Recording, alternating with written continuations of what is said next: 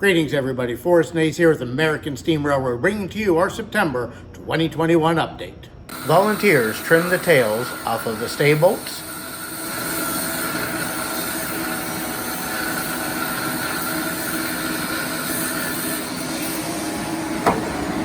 and then smoothed and beveled the ends. Everybody, I'm coming to you from inside the firebox here, where a major milestone of the 2100s restoration has now been completed. ASR is pleased to announce that all welding inside of the firebox is now done.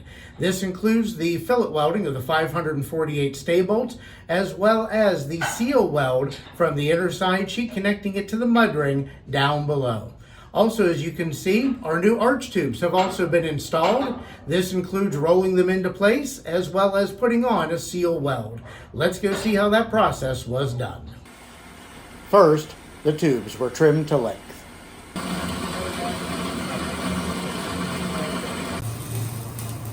Next, as the new arch tubes are slightly smaller in diameter than the original ones, the holes were reduced with the bead of weld.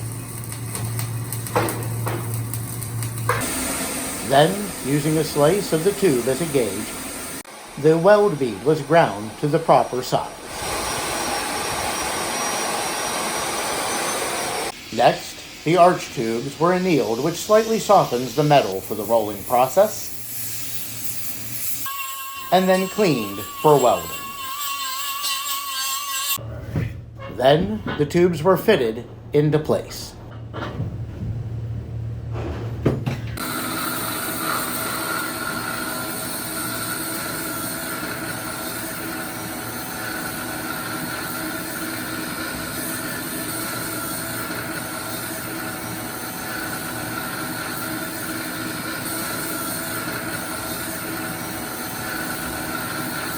The tube roller was then lubricated with Crisco, and the tubes rolled into place.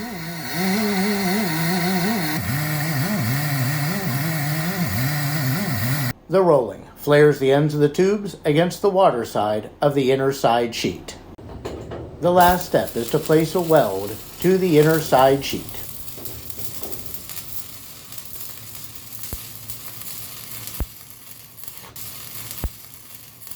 Completing the arch tube installation process.